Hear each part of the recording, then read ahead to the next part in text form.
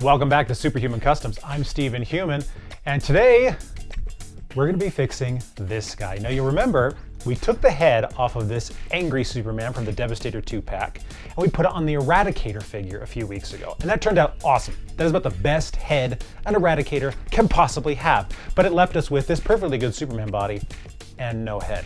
So what I've been doing is I've been searching for an appropriate head to make a Val Zod character from Earth 2, and I think I found one. This is a wrestling figure of a person, I have no idea who it is, but this was a cheap figure. It was only 10 bucks, but his head is great. He's got a little smile to it. So we are gonna turn this into our Val Zod. We're gonna add hair to him, and I think that these guys are gonna turn out awesome. We'll have an extra body to do with, I don't even know. He doesn't have very much articulation, so it might just get chucked. I don't even know. It was only 10 bucks though. So let's go ahead and create our Val Zod.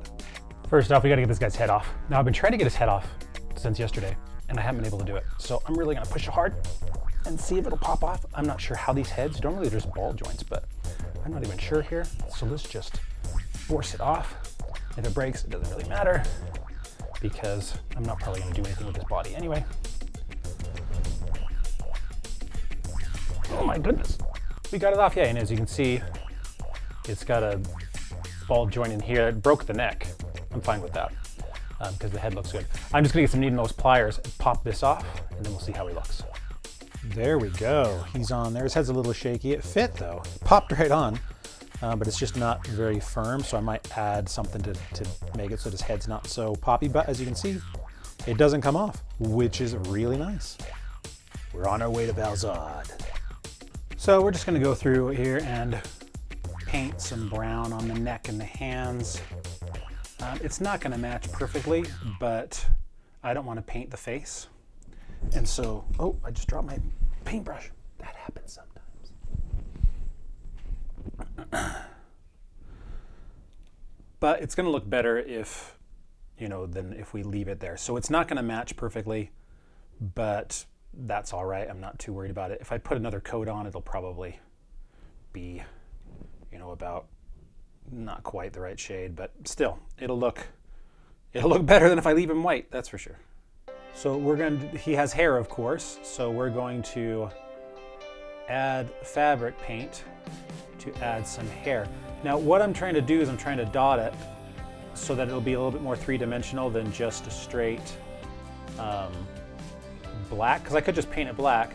With fabric paint, it should give it a little bit of texture. That's what I want. I want it to actually look like hair, not just that it's been the head painted black.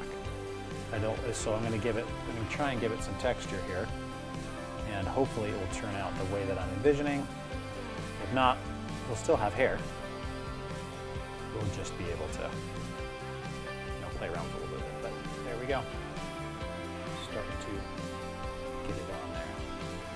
You can see it's got some texture to it. It's not just painted on. Oh, he'll make a great Val Zod yet.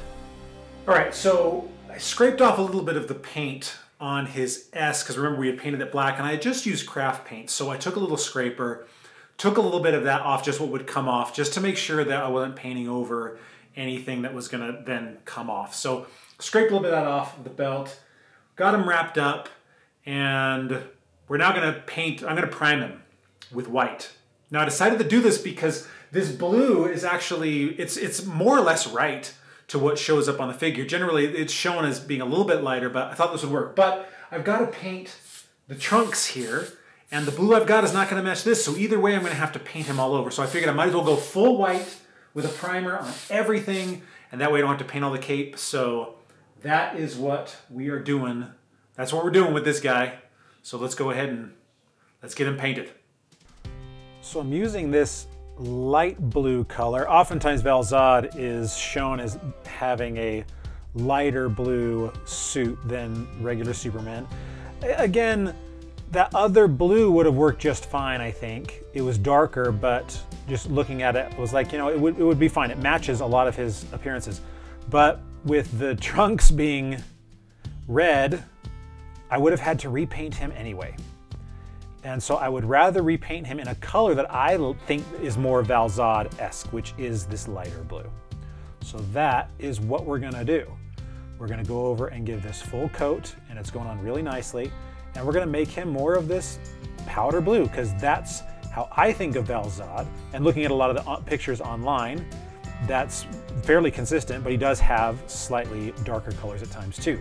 Like his most recent appearance in Action Comics number 1050, he does have a darker blue. But this is my Val Zod, and so he's gonna have a lighter color. I'm really liking how this blue is turning out. It's exactly how I imagine Val Zod to look. I mean, he's a pacifist. I imagine his colors being just lighter and more friendly. And for a lot of people, this would be the classic Superman blue, this very light powder blue. For me, I like it a little bit darker, but I think for Val Zod, this is about as perfect a color as you can get. I'm just doing a quick dusting with the white over some of these areas. I got a little bit of blue on some of the white, but some of the primer didn't quite cover all the red. So I'm just doing a really quick, almost a dry brush of white, and it's turning out pretty nice. So I'll do that around most of it just to re-emphasize the white and catch any of these places where I got a little bit of blue on the cape. We're moving into the final touches here. The inside of the S is red, so we're going to start going through that. And also the circle on his belt is red, and then the accents on his boots. So we're going to go through and start getting all that taken care of here, and getting him so he's moving along quick. He's just about done. It's always exciting when I get to this part for me, because I can see the character really coming together, and he looks awesome. And I know that I'm going to have a new figure to display proudly on the shelf. The thing about doing the symbol is that you're going to get some red on the top part, and that's just fine. I would rather get these edges and make it look good and then go back over with the white, because then I can get things a little bit more precise. So like up in here, it's just going to it's going to get in some places. You have to realize that. You have to be okay with that. And that you're going to have to go back through with the white and clean it up. And that's the only way you're going to really fill in these gaps and make it look the way that you want it to look. I'm basing this Val Zod on his most recent appearance in Adventures of Superman John Kent. And so he's got a few differences that I can see from his original appearance, one of which is that his boots are white with the red trim instead of just the red trim and then being blue. So I like that look, so that's what I'm going for. Final touch is the belt. The center part is red, the rest of it's white, and then we can call it a day, and we have a complete Val Zod. If you are ready to see the final product, let's go ahead and check it out. I got a bit ahead of myself. We still need to fix up this white. So that's all I'm doing, is I'm just going up to these edges and bringing the white down so that it's smooth, because when I was putting the red in there, it was a little bit, you know, crazy. And so just by going over lightly with this, it's smoothing it out, and it should look just perfect. I don't know about you guys, but I am very happy with Val Zod.